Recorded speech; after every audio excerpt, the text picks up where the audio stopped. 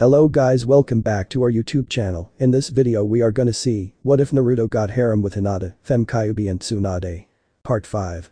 If you want more awesome fan fiction like this, don't forget to hit that subscribe button. So without wasting any time, let's get into the video. Shizune, this is Shinku, my new bodyguard and assistant, she's Tsunade said. The kitsune summoned by Naruto. Shizune interrupted. She's probably one of the strongest next to kyubi. So the scroll was right, kitsune can change form. I am the oldest and strongest of mother's children and was head of the clan for the last 1000 years. You're a rather arrogant beast to interrupt Tsunade-sama and speak to me in such a way. You need to learn your place, female, on your knee, Shinku said, noticeably annoyed. Silence. Tsunade roared. Shinku suddenly found herself face to face with an enraged Tsunade, her ears and tails dropped in submission. She knew she just made a mistake. If you ever talk to Shizune like that again, Tsunade backed Shinku into her desk and got nose to nose with her. I'll rip out your tunking heart, do you understand me, tunt? Tsunade said, then clenched her fist so hard her knuckles cracked. Shizune pulled Tsunade back and stepped between her and Shinku. Tsunade-sama, please, it's okay. It's my fault, I forgot protocol, if anyone is to blame it's me. Tsunade's face softened slightly. Shinku quickly took a close look at them a moment, then she saw it. Tsunade and Shizune had a bond stronger than friendship, respect, family, even stronger than love. She dropped to her knees and flattened herself on the floor in total submission. I didn't understand your relationship, I now see how much Shizune-sama means to you, and I ask for forgiveness. Shinku stood, there was a puff of smoke as her katana appeared on her back, her right hand took the grip. If I have dishonored myself or this most honorable woman, just tell me and I will redeem myself by our tradition. Shinku lifted exactly 1 inch of the blade out of the sheath. Tsunade looked at Shinku and her anger dropped away, she'd overreacted and knew what Shinku was prepared to do. She looked into Shizune's eyes and with a look she relayed her feelings to her friend. Shizune smiled and nodded. It's okay, Shinku, let's say we both made a mistake in protocol and forget it. Tsunade stepped up to Shinku with a friendly smile. I overreacted, Shizune is very special to me, our relationship goes beyond friendship, family or even love, I'm very protective of her, and my temper can get away from me if she's involved. Only Naruto is as precious. Please send the katana back, you won't need it. Shinku put her arms at her sides and bowed very low. Hi, Tsunade-sama. My honor demands I redeem myself. Her katana vanished in a puff of smoke. If there is anything I can do, you have only to ask and it will be done. Shizune thought a moment, then smiled very slyly and whispered to Tsunade. Tsunade blushed red and was shocked by what Shizune just said. Shizune, you perverted little slut. Shizune giggled. I've wanted to for years, but it was just a fantasy I never thought possible, now I have the chance. Please Tsunade-chan, can I? Shizune gave Tsunade a light kiss on the cheek and ran her fingers through Tsunade's blonde hair. Shinku was amazed by what she saw but didn't react. Whatever Shizune-sama wants me to do I will, no matter how degrading or humiliating, I will redeem myself to Tsunade-sama. Shinku thought. Tsunade just melted in Shizune's hands. I can't say no to you, Shizune-chan, you don't fight fair. Okay Shizune, you make a shadow clone to sit at your desk and keep people away and I'll give you an hour, but that's all. Shizune smiled, made 1 shadow clone she sent out to her desk, then locked Tsunade's office door. If you were anyone else, Shizune, I'd refuse and knock you through the wall for what you said, and I thought Jiraiya was a pervert. Tsunade said with an amused smirk. Join me Tsunade-chan, please. Shizune asked slyly. Tsunade tensed for a moment, then sighed in defeat. Okay, but if either of you say 1 word about this. Shizune and Shinku nodded. Tsunade flashed through a series of hand signs and held the last one. House hidden in the shadows, Tsunade said. There was a whoosh sound, then the windows and door vanished, replaced by empty wall. Okay Shinku, if you want to redeem yourself, this is how you're going to do exactly what Shizune tells you for the next hour, consider yourself Shizune's submissive. Shizune looked at Shinku like she owned her. Okay you kitsune bis, get those clothes off and get on your knees at my feet, and for your sake you better have a good tongue. Shizune pulled her pants and panties down, stepped out of them, and sat on the side of Tsunade's desk with her legs open. Oh, you'll have to do it our way, nothing can leave or enter this room. Shizune said as she dropped her Dom persona for a moment. Hi, Mr. Shizune. Shinku looked at Tsunade, saw she had no choice, stripped and kneeled between Shizune's legs.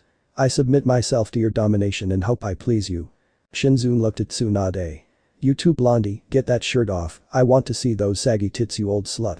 Shizune smirked at Tsunade. Tsunade sighed. So much for being her equal in this, but it won't be long before Shinku is between my legs. I know how far Shizune will take this, she just likes to tease me.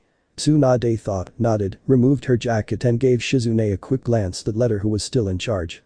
Shizune nodded. Thank you Tsunade-chan, I'll make sure you enjoy this too. Shizune thought, then reached out with her left and grabbed Shinku's hair between her ears roughly, but not painfully. Now lick my beep you kitsune bis, show me the proper respect.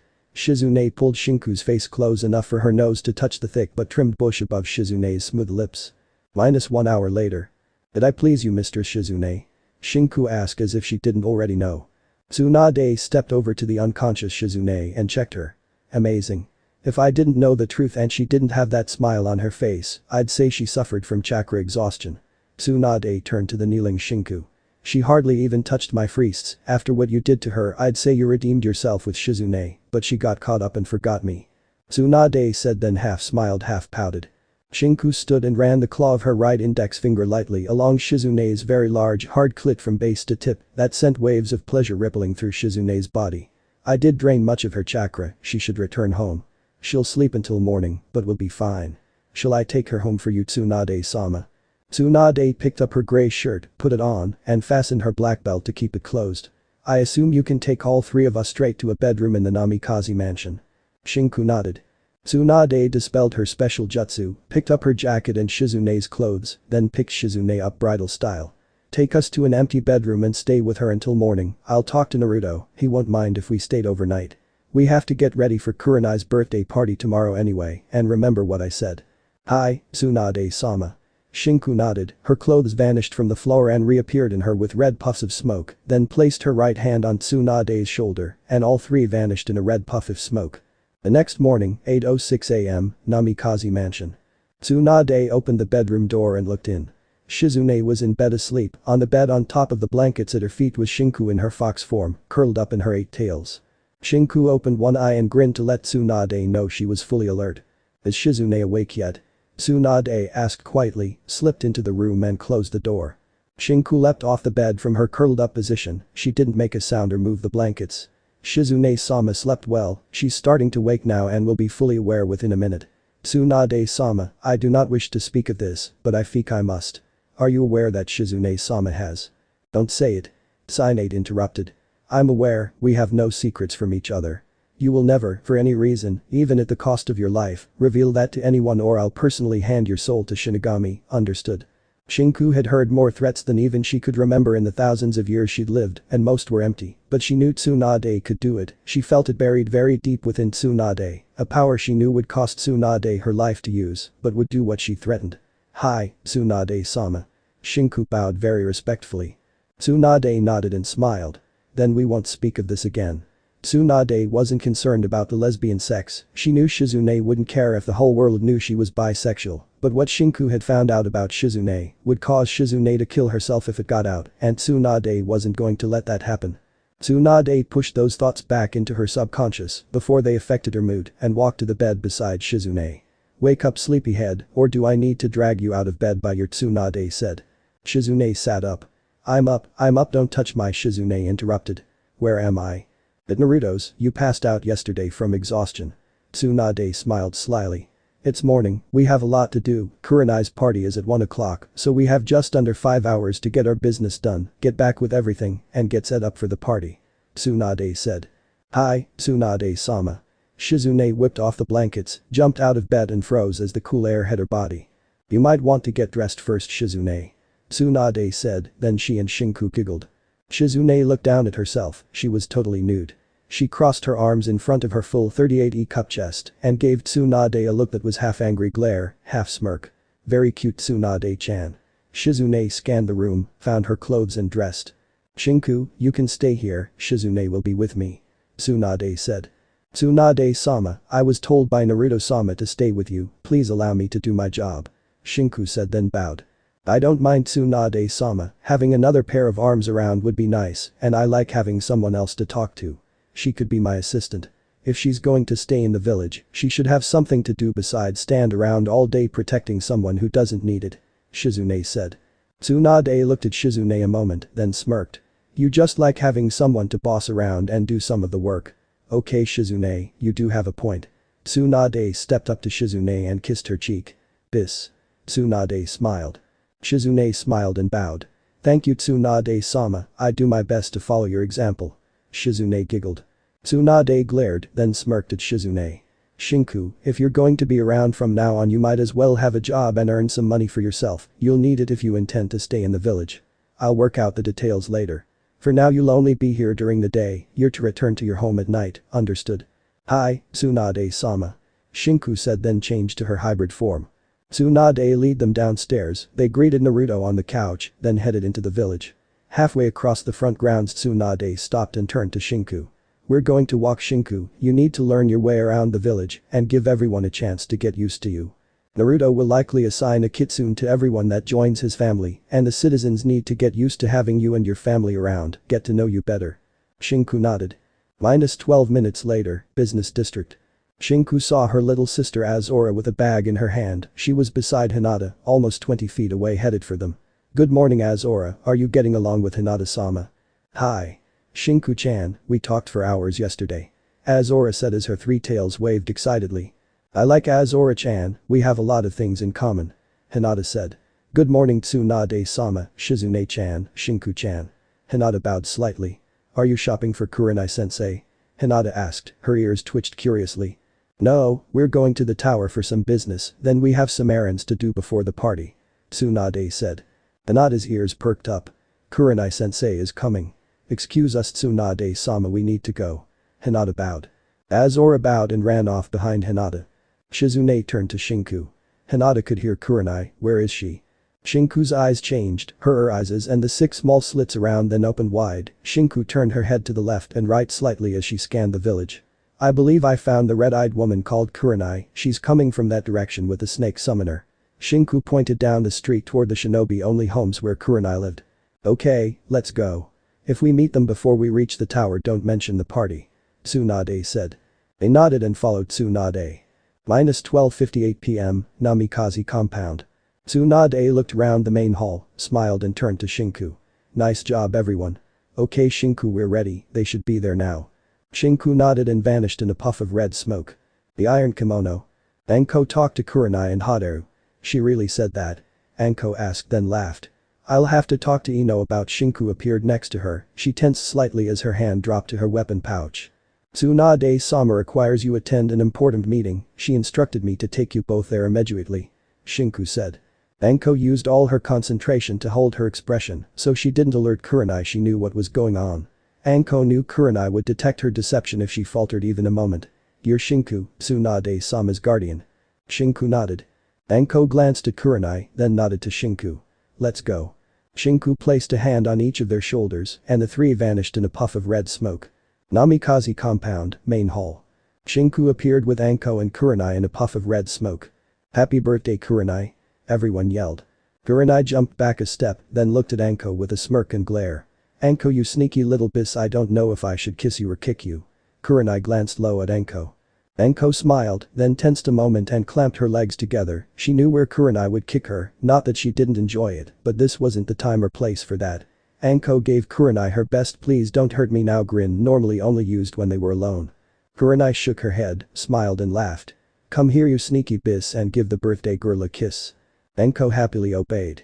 Everyone laughed, as they'd seen a side of Anko and Kurenai usually kept hidden.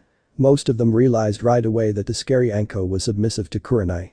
After a hot kiss that Kurenai obviously dominated, they looked around the room and both blushed. Anko sighed, their secret was out.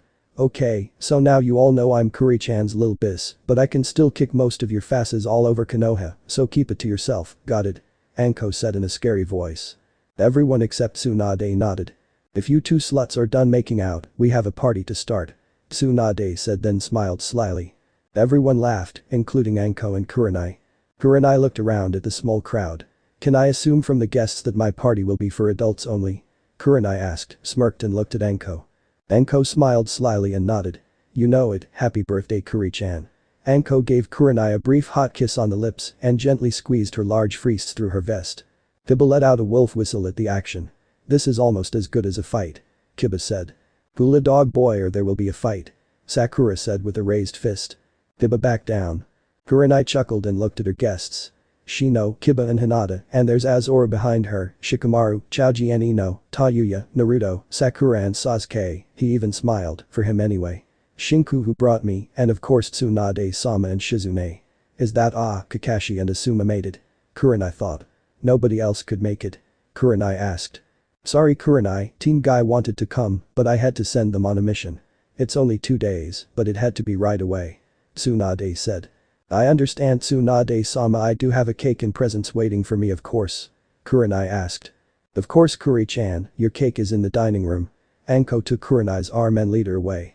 The cake was strawberry with chocolate icing, Kurenai's favorite. She wolfed it down faster than Choji did. Everyone laughed when Anko licked the icing off Kurenai's face and fingers, which made Kurenai blush. Next came the presents, which everyone returned to the main hall for. While they'd eaten, the staff HSD stacked her gifts on the coffee table. Kurenai sat on the couch with Anko. Though I prefer you didn't throw me a party, you kept it small, so I'll relax. Anko nodded and kissed Kurenai. I promise Kurenai-chan. Thanks Anko-chan, well as long as they're here, let's see what I got. Here it is, I'll open yours first Anko-chan. Kurenai unwrapped her gift, opened it, looked inside and turned bright red. Anko Mitarashi, you pervert. Anko laughed. Don't you like it? Amko said with a sly smirk. Kurenai quickly put the lid back on the box.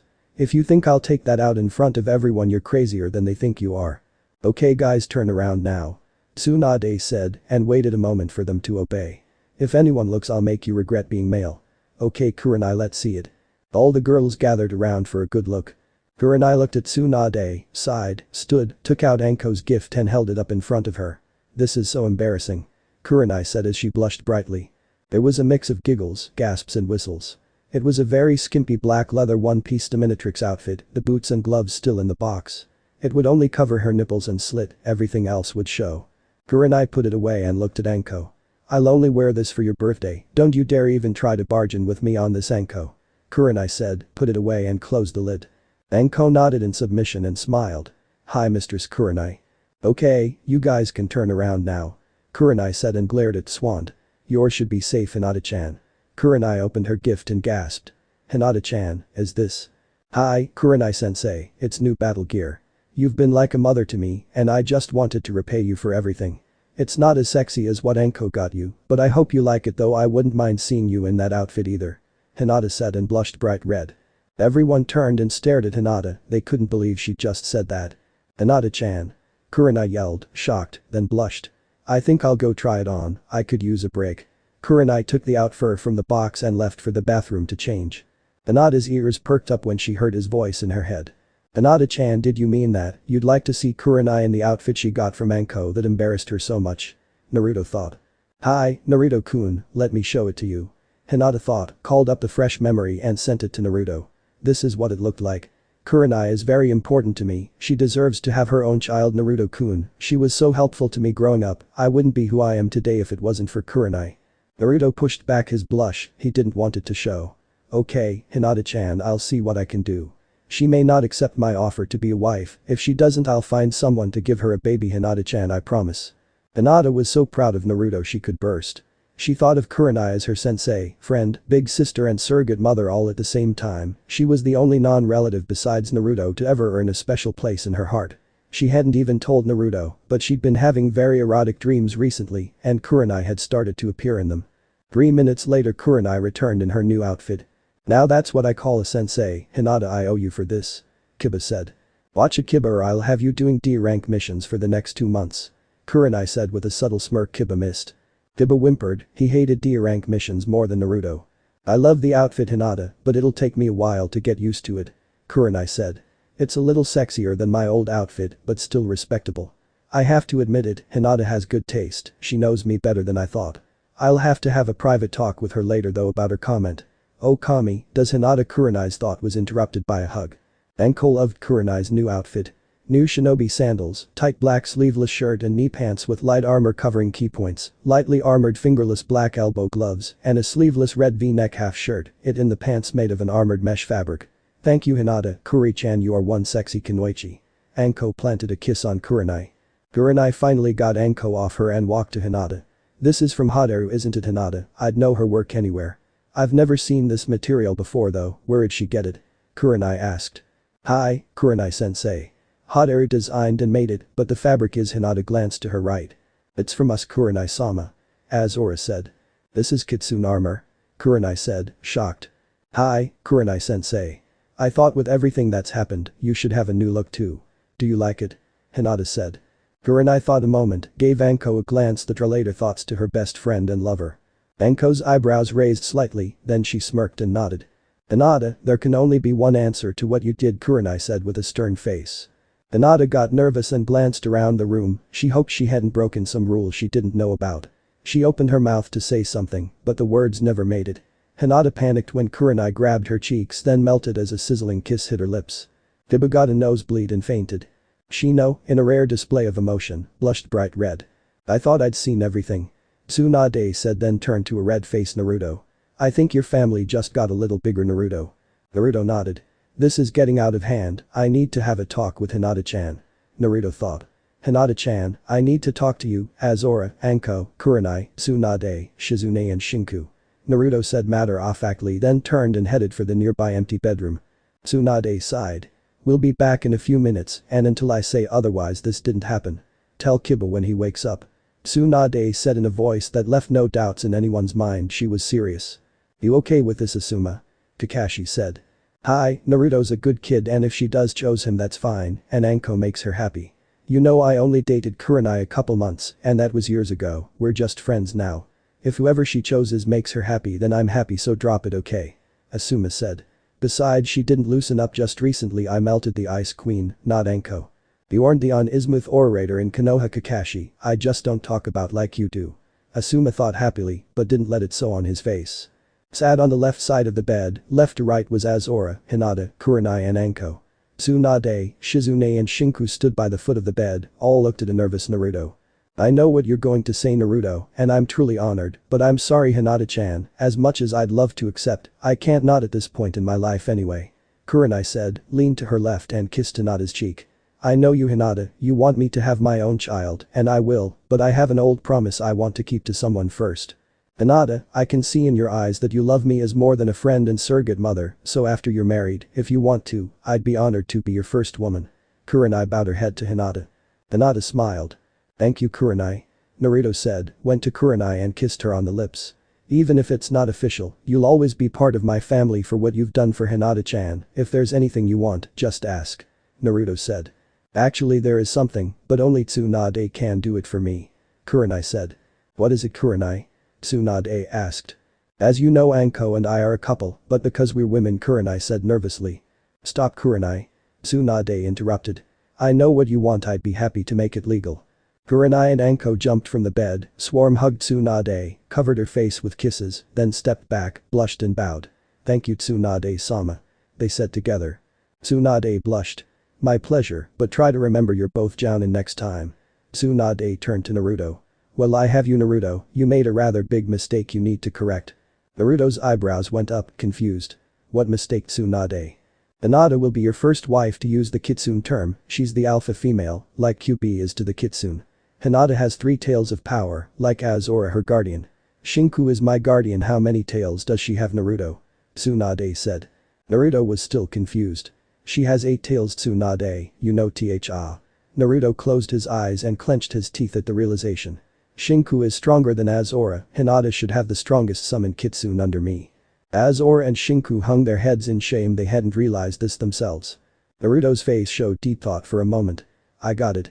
Shinku, I know you're honored to serve as Tsunade's guardian, I'm sorry, but I have to replace you. I think I have a job for you just as important, Tsunade, can I talk to you alone for a second? Naruto and Tsunade moved to a far wall and had a whispered conversation. After 2 minutes a huge smile appeared on Tsunade's face, she nodded and ruffled Naruto's hair. They returned to where they were. Shinku, first I need you to think for a moment and chose a new guardian for Tsunade, but no more than 2 tails. Shinku thought for a minute, then smiled. Cyber. Shinku called out. There was a puff of smoke, and when it cleared a golden fox was curled up on the floor as a false sheep. Shinku, I was sleeping. She opened her eyes and looked around the room, her ears stood up when she saw Naruto. Oh shit, I'm sorry, Naruto-sama, I didn't realize. Naruto-sama didn't summon you, I did. Shinku interrupted. I want you to meet Tsunade-sama, she's Hokage of this village, and you're her personal guardian now. Cyber gawked at Tsunade. You're the Tsunade, one of the legendary Sannin of this realm, the most powerful kunoichi to ever live, whose name is spoken with respect in all realms. I'm Yaoi Guardian. Everyone looked at Tsunade in awe, like they'd just met her. Tsunade smiled and nodded. Cyber was in her human hybrid form almost instantly in a black and yellow version of Tsunade's outfit without the jacket and bowed low. When Cyber straightened up, Shizune gasped, shocked. She looks just like you, Tsunade. Cyber did, she looked almost exactly like Tsunade at 18. She had 2 ponytails that hung to her waist and huge saggy frisks that hung almost as low. The only difference was her fox ears, 2 4-foot-long blonde tails and golden brown eyes with black slit pupils. It's my honor to be the guardian of the sexy damned. Cyber cursed through clenched teeth. Of the great Tsunade. Tsunade struggled to maintain her composure. She's bisexual at least, maybe lesbian. Tsunade thought, glanced at Shinku and saw the knowing look in her eyes. That's why she chose her for me. Tsunade thought. It's okay Cyber, I don't mind at all, in fact I'm flattered and I'm looking forward to getting better acquainted with my new guardian. Tsunade winked at the Kitsune girl slyly. Cyber blushed and smiled. Naruto laughed. Okay Shinku, now for your new job, but I let Tsunade tell you that. Naruto said and gave a foxy grin. Although the major threats to Konoha are gone, there are still many people and villages that wouldn't mind seeing us all dead. We almost lost someone very precious to everyone in this room recently, Tsunade said and glanced at Hinata. An act of cowardice that still makes my blood boil with rage. This will never happen again. Tsunade said, her anger filled the room as she did. So from now on, every trained member of your clan not assigned as guardian to a namikaze will guard the perimeter of Konoha. I want as many kitsune as you can spare, in fox form, to patrol a 3-mile perimeter around the village at all times. Hi, Tsunade-sama. I will assign 20 kitsune to this immediately. Shinku said. Will that be enough Shinku? That's a lot of area to guard. Tsunade said. Shinku smiled. With all due respect Tsunade-sama, kitsune are unmatched at this task, 10 would be enough. Shinku smiled with pride. Tsunade nodded. They will report anything suspicious to you immediately. If you feel the village is threatened, you will report this directly to me at once. Otherwise you will report to me at the beginning and end of each day. You don't have to stay here if you don't want to, as they can report to you immediately back in your realm and you can come to me. If you need to rest, do so. While in this realm on duty, I want you rested and alert. Assign your strongest sibling as your second if you need to, but you'll be held personally responsible if a knighting happens, understood? Tsunade gave Shinku a serious glare. Hi, Tsunade-sama. Shinku looked at Naruto for approval to leave. I'll be back in a moment. Shinku vanished in a puff of red smoke. Naruto, can you mark someone as something other than a mate? Kurai asked. Naruto's shoulders dropped slightly and one eyebrow went up. I don't know Kurai, kyubi only told me about the mate mark, why? I wondered if Hinata marked me, would I be her mate and get changed into a kitsune? Not that I'd mind being a kitsune. Kurai said. I don't know, I'll ask kyubi. Naruto sat on the floor and his eyes partially glazed over. He's talking to her. Hinata said, then nodded to no one. Naruto-kun asked me not to listen. Were you in his mind, Hinata? Could you see kyubi? Tsunade asked. When we talk with our link I can see him in my mind, but he's not completely there. I can see through him. He sees me the same way and knows when I listen, but if he wants to he can listen to me without me seeing him. He doesn't do that though, except the one time when he showed me. I can enter Naruto-kun's mindscape if he lets me, but he doesn't want me to see it. Hinata blushed slightly. He was in mine once though, he said it's much prettier in my mind with all the flowers. Hinata said and smiled. Everyone smiled. There was a puff of red smoke. When it cleared, Shinku was there. It is done, Tsunade-sama. 20 kitsune now patrol the forest around Konoha. Shinku said. Thank you Shinku. Naruto said, then stood. Kurai, kyubi could only answer one of the questions. She has thousands of years of memories to search and will let me know if she remembers anything. There was only one time she remembered that a human was marked by a demon that way. TT would greatly increase your chakra reserves and give you our abilities, but Naruto said. Kurai got nervous. What is it Naruto, just tell me. Kurai said. It's different from the mark I gave Hinata-chan.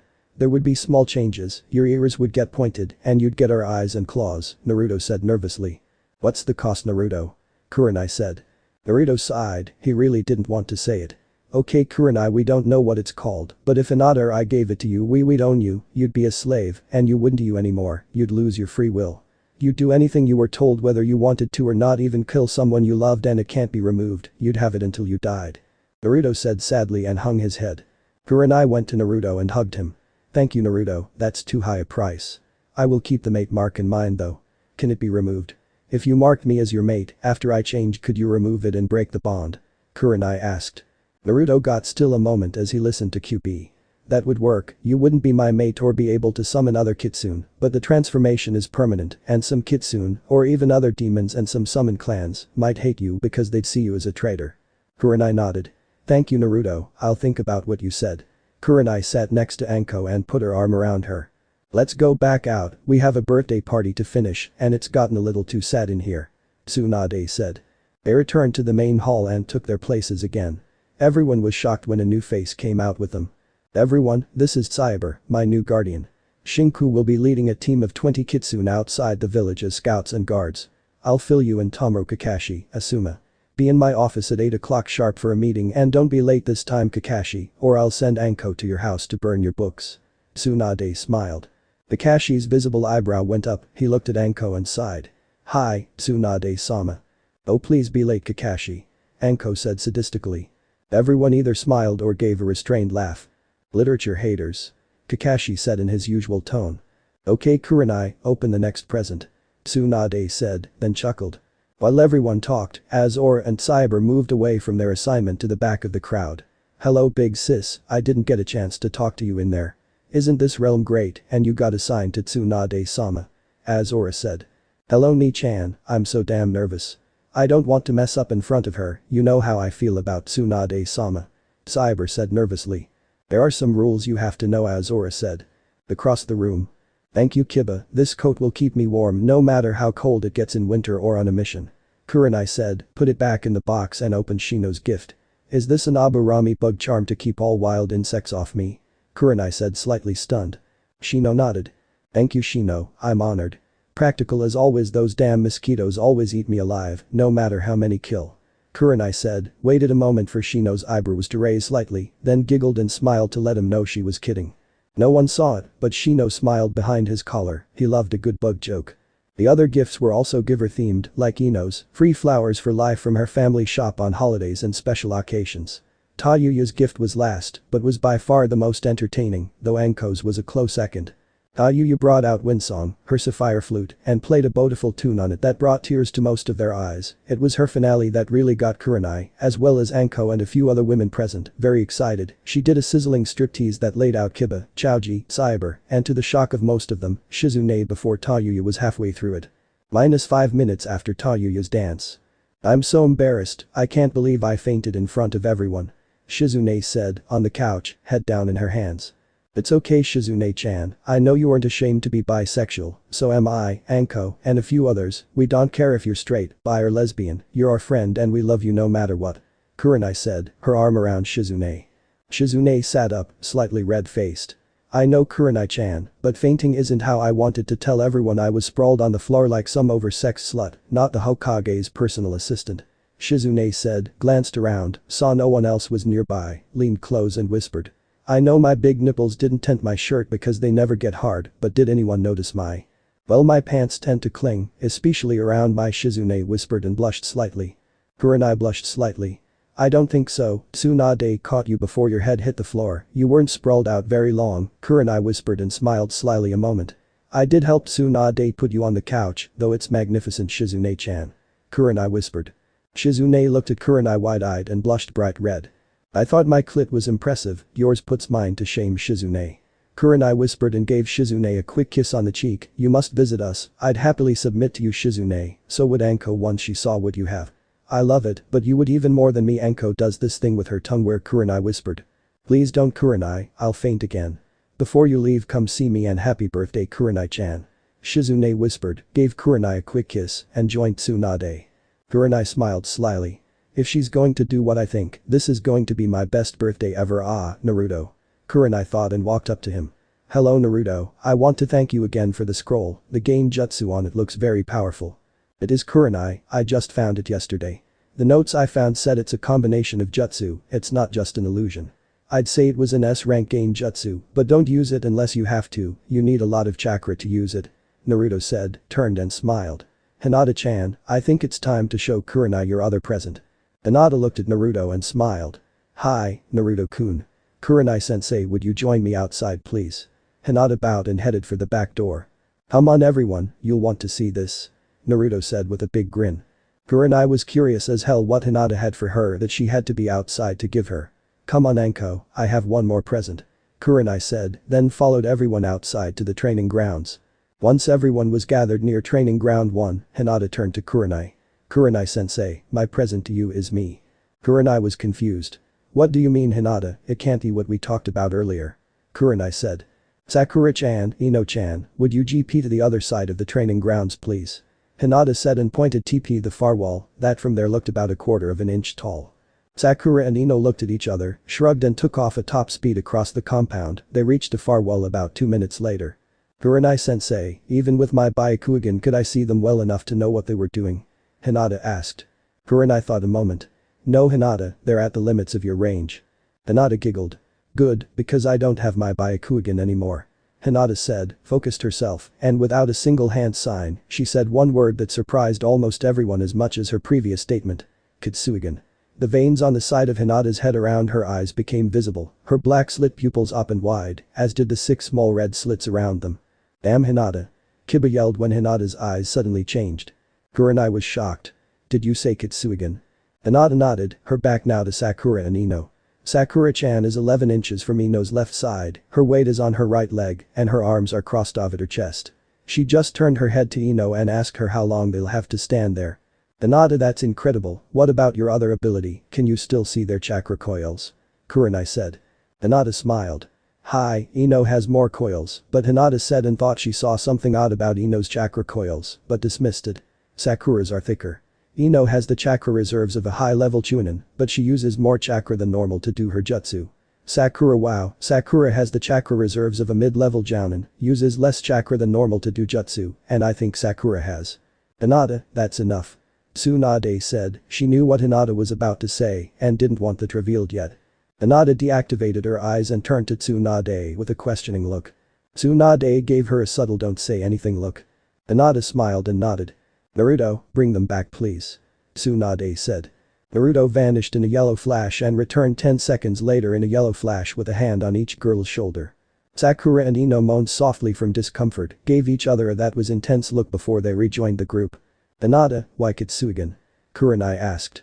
It was Azora's idea to change the name, since my Kitsune chakra changed how my Byakugan worked. It hurt at first to do it, but is easy now. I can use it a lot longer than I could my Byakugan because I have more chakra and it uses less to maintain it than my Byakugan did. So now it's a Kitsune Byakugan, Kitsuigan was Azora's idea and I like it. Hinata said. Kurai smiled with pride, her team just got a lot stronger. How long can you maintain it now and what's your range? About 12 hours before I start to feel weak, almost 8 hours if I'm also training or sparring hard, Naruto-kun helped me find that out. My range is about 2 miles. Hinata, that's incredible, Sakura said. Hi, Niji-Nisan did have more than triple my range, and now I have about twice his. Hinata said proudly, smiled, then hugged and kissed Sakura. Sakura didn't understand Hinata's odd smile or why she'd hugged and kissed her, apparently for no reason. Kurai entered the waiting room outside Tsunade's office, where Shizune's desk was, walked up to it, smiled and blushed at Shizune. It had been 4 days since her birthday party, and that night with Anko, Shizune, Cyber and Tsunade was still vivid in her mind. Tsunade-sama wanted to see me, what's so urgent, is there an emergency? Kurai asked. Shizune stood, her face showed her fear. There might be the Anbu courier Tsunade dispatched to Cloud just returned a few minutes ago, and he was scared. Kurai paled. Oh dear Kami no has Naruto been told yet? Ask Tsunade-sama, go in. Shizune said nervously. Kurai opened the door to Tsuan's office, entered and didn't like what she saw. The Anbu courier stood to her right of Tsunade's desk, it was obvious he was nervous. Tsunade had her arms crossed on the desk with her head down, a half-open scroll clutched in her right hand. What is it Tsunade-sama? Tsunade looked up. They refused my offer. Tsunade said as a few tears ran down her cheeks. They just signed their deaths, Naruto will kill them. Tsunade said sadly.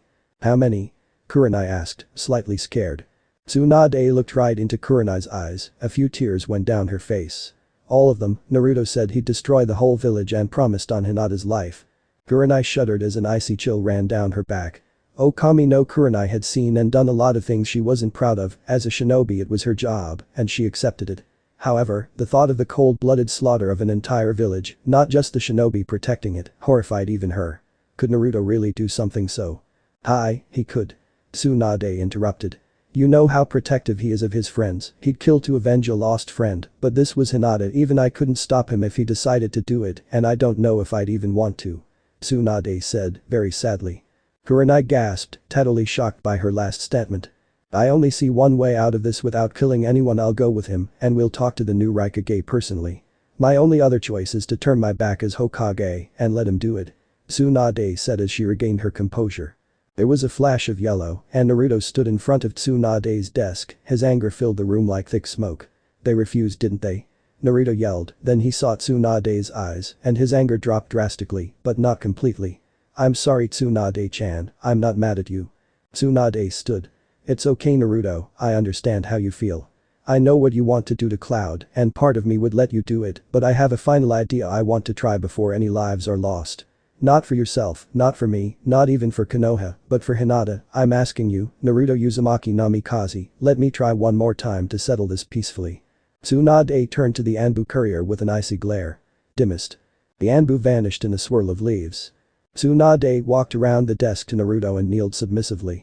We know if you wanted to destroy Cloud I couldn't stop you, please Naruto, we'll go to Cloud, I'll talk to the Raikage personally, if I can't resolve this peacefully, I'll turn my back as Hokage. You can do anything you want to them, and I'll forget it happened.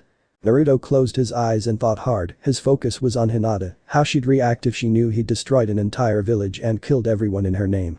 He'd seen into her heart, even after what had happened Hinata didn't hate her still unknown assassin or their village, it just wasn't in her. After 5 minutes Naruto opened his eyes, looked down at Tsunade, and saw Kurai had knelt also. For Hinata I'll do it. Please Tsunade stand up, you don't have to do that, you're Hokage. I know I don't act like it sometimes, but I respect you Tsunade, and would do anything for you as my friend and the Hokage. Naruto bowed to Tsunade. Kurai stood and smiled. Tsunade stood and smiled. Thank you Naruto-kun. Be back here in 15 minutes, ready to leave, tell nobody the truth. Naruto nodded and vanished in a flash of yellow. Tsunade turned to Kurai. Kurai, you're going with us, we may need your genjutsu. Tsunade-sama, I know you love Naruto and care deeply for Hinata. I helped raise and train Hinata, she's like a daughter to me, and I'm as angry at the girl and her village as you and Naruto, but if we can't resolve this peacefully, would you really turn your back and let Naruto destroy an entire village? Kurai asked with a sad but serious tone. Tsunade looked at Kurai sadly for a moment and sighed. Be ready to leave in 15 minutes, we'll meet you outside the main gate. Tsunade said coldly. Hi, Tsunade-sama, and may Kami forgive us if we fail. Kurai said then vanished as a swirl of leaves. Minus 20 minutes later, outside the main gate. I can get us 5 miles from the village, that's as close as I've been, we'll have to go the rest of the way on foot. Once I've been in there I can use the Hiraishin to travel between here and Cloud. If they won't listen, I'll take you both back first, you don't have to be involved in this. Naruto said. I'm Shinobi Naruto, I've had to kill many times, I'm not proud of it, but I'm a weapon of the Hokage and the village hidden in the leaves. Hinata is like a daughter to me and I love her with all my heart. I'm as angry as you are about what happened and if needed I'll help you kill every man, woman and child in Cloud without mercy. A tear went down Kurai's right cheek. I just pray that I won't have to. Kurai said, her raging emotions barely held back. The same for me Naruto, I don't like this either. I've seen more blood and death than both of you combined, but they attacked and nearly killed one on my kunoichi inside Konoha, without provocation, and as Hokage, I will not stand for that. If reason fails, I'll follow your lead and kill without mercy, I also pray it won't come to that though. Tsunade said sadly but coldly. Thank you Tsunade-chan, Kurai-chan, I appreciate your supporting me, but I can't forgive them. They've been corrupt since before I was born. I'd prefer a peaceful solution too, but if they will not change their ways I'll have no choice but to unleash kyubi on them. Naruto closed his eyes and took a deep breath. For safety 2 people is my limit, but it'll be a little rough. Are you ready Kurai, Tsunade? Naruto asked. They nodded. Naruto did a few hand signs to activate his henge, then put a hand on their shoulders, a moment later they vanished in a big flash of yellow. A few minutes later, hundreds of miles away Naruto, Tsunade and Kurai leapt through the trees as fast as they could as a group. They quickly reached the edge of the forest just over a mile from the Cloud village and leapt down to the road. Okay, from here on follow me. As far as anyone is concerned this is a diplomatic mission Naruto, please don't do or say anything without my permission, let me handle this. Tsunade said. Naruto sighed. Hi, Tsunade. Inside his mindscape he saw Kyubi, she raged in her cage and begged Naruto to summon her. Calm down QB, if they sense your chakra you'll ruin this, and I told Tsunade-chan, I'd give her this chance if you force me to break my word to Tsunade-chan, I'll never forgive you bis, now sit down and be quiet. Naruto thought. QB shook with rage a moment then laid down, her chakra dropped below detection. I'm sorry Naruto-sama, I didn't mean to upset you, my anger got the better of me. I'll obey, please forgive me. QB said. I know how you feel QB, but no matter how much they deserve it if Tsunade can solve this her way I'll accept it. I'd rather not have to face Hinata if I destroy the Cloud Village, she's very smart, she'd find out eventually, and I don't know if she'd forgive me. Naruto thought. QB sat up. She would Naruto-sama, Hinata-sama is a very caring female. She would be sad, but she's a kunoichi, she would understand and forgive you. Naruto just sighed. They started the slow walk to Cloud Village, no one spoke. When Cloud came within view they prepared themselves, they knew they'd been spotted and reported already. At the main gate Tsunade stepped up to the Anbu guard. She knew Cloud didn't have any clans like Konoha, but in the last few years since the previous Raikage cost Cloud most of their shinobi, they managed to rebuild their strength and become the third strongest of the 5 great villages. I'm Tsunade, 5th Hokage of the village hidden in the leaves, I must speak to your Raikage right away, this is urgent. Tsunade said in a very serious voice. The Anbu guard flinched, he knew Tsunade's reputation, she wasn't someone to mess with. Papers please. He asked. Tsunade reached into her jacket, removed the needed official papers and handed them over. Wait here. He said and vanished in a swirl of dust. A minute later he returned. Raikage-sama will see you, follow the escort. He opened the gate, 6 Cloud Anbu waited for them. Tsunade walked toward them, they parted without a single word or gesture from her. Move it, I don't have all day. Tsunade commanded. The 6 Anbu surrounded them, the 2 in front led the way at a brisk walk. Even 6 on 1 they were all aware that they would be no match for the obviously angry Sannin. As they walked down the street toward the Raikage tower, the citizens pointed and stared in awe at the legendary Sannin, the near snarl on her face made many run into their Homer business from fear. Even the citizens knew Tsunade could destroy the village with her bare hands, her reputation always preceded her. They also knew the 2 with her were powerful shinobi just by their appearance. They reached the tower and were led to the Raikage's office. Kurai stood behind Tsunade, to Naruto's right, nervous but fully alert to any possible danger. While she listened to Tsunade and the Raikage politely greet each other and begin a polite argument, she couldn't help but think back to the night of her birthday. I hope you can get me home alive Tsunade-chan, to have Anko between my legs, to feel your freeze again, and Shizune. What's that chakra I feel, it's like QB's, no it's not as strong the rumor is true. Kurai thought. I don't care if she's from here, what she did was personal revenge against the child of her father's killer, I refuse to be held accountable for an act of family honor. Now get out of my village, this meeting is over. The Raikage shouted. The Hokage, he knew he was nowhere near Tsunade's level, unlike the previous Raikage, he'd been elected because he was in the last Great War and had influenced his way in. He hadn't been in a battle, much less trained, in decades. He was well past his time and only a little more powerful than his Anbu, just hated to admit he'd lost his edge from years of soft living. Tsunade glanced at Naruto and saw him struggling to restrain his rage. If you won't listen to reason you're not giving me any choice. Tsunade said and sighed. Time to play my trump card, that old bastard better do the right thing. Tsunade thought. I'm only going to say this once so you better listen you old bastard. You will repay Konoha in some way. Or this village will be destroyed. Tsunade said in her hardest voice. The Raikage jumped to his feet red with anger. You dare threaten us with war. You'll die for that bis, Uchiha.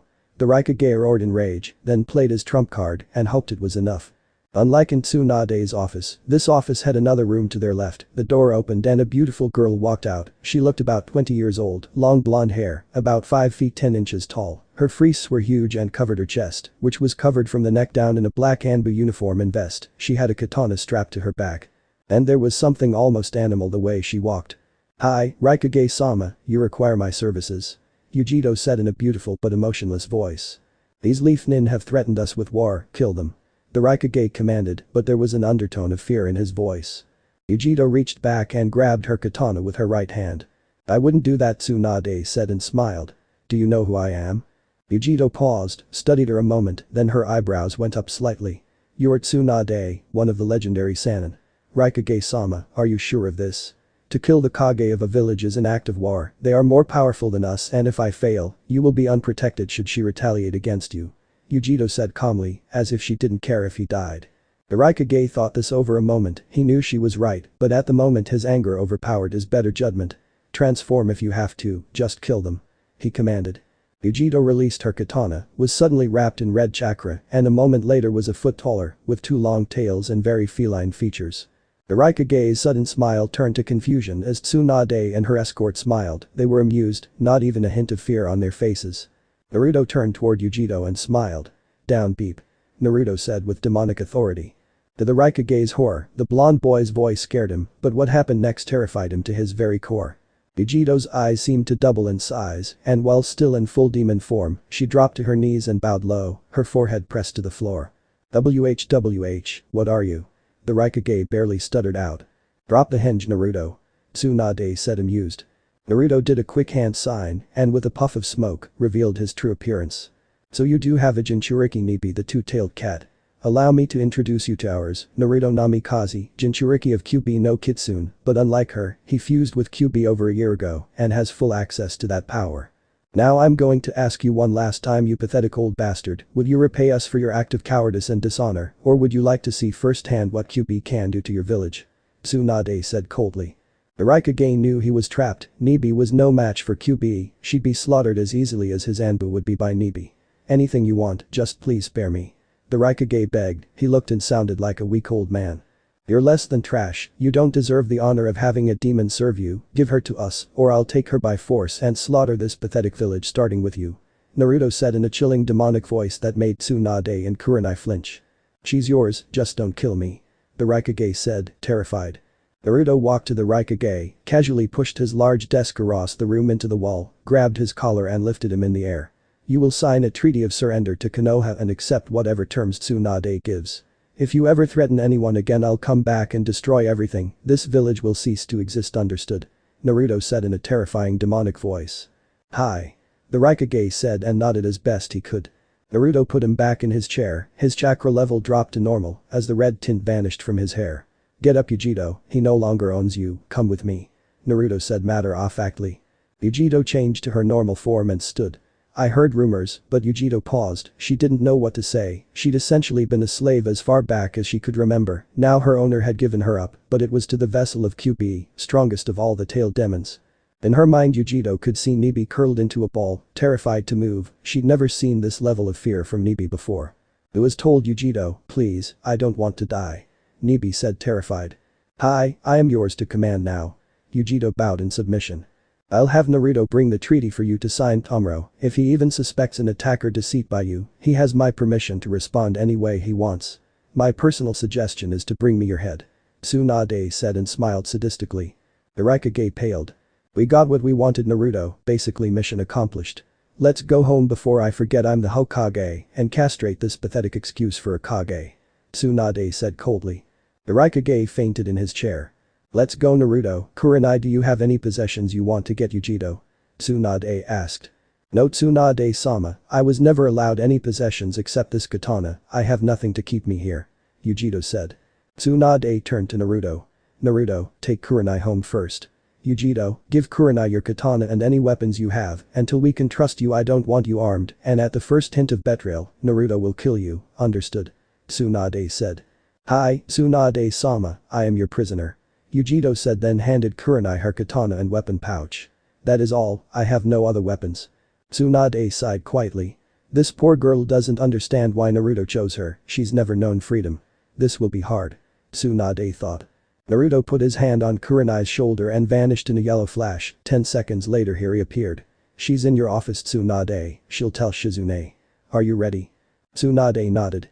Naruto put his hand on their shoulders and the three vanished in a yellow flash. A moment later they appeared in Tsunade's office. Naruto turned to her. Tsunade, before you take her away I want to talk to her alone, may I use your office? Naruto asked. Tsunade looked at Naruto a moment and sighed. As long as you're careful, Naruto. If you were anyone else I'd refuse, but you two have something special in common. Naruto, you make sure Kyubi doesn't mess up my office, don't let that bis forget who's in charge here, I'll give you 30 minutes. Tsunade looked into Uchiha's eyes and silently reminded the blonde Cloud Kanoichi of her situation. I'll be outside if you need me. Tsunade said with authority and a threatening undertone before she left the two alone. Uchiha stood there humble, head down, eyes forward. Naruto did a series of hand signs and dropped just long enough to touch the floor. Summon. Naruto said. Kyubi appeared next to Naruto with a puff of smoke in her fox form. The over 4-foot-high fox turned to Naruto. How may I serve you, Naruto-sama? Kyubi said, her 9 tails waved excitedly. Kyubi, I want you to summon Nibi, I want to talk to him. Naruto said. Naruto-sama, Nibi is female. Kyubi said politely. Oh, I didn't know, I apologize. Naruto said. It's okay, Naruto-sama, Nibi is not offended you did not know her gender. Yujito said respectfully. Kyubi spread her tails out in a fan formation, they glowed briefly with red chakra as she spoke. Nibi. Kyubi said in a commanding voice. There was a puff of smoke and a grey house cat with 2 tails and an unusual black collar appeared and bowed. You summoned me, Kyubi-sama, how may I be of service? Nibi said in a sultry female feline voice. Thank you, Kyubi. Nibi, I'm Naruto Namikaze, Kyubi's vessel and summoner.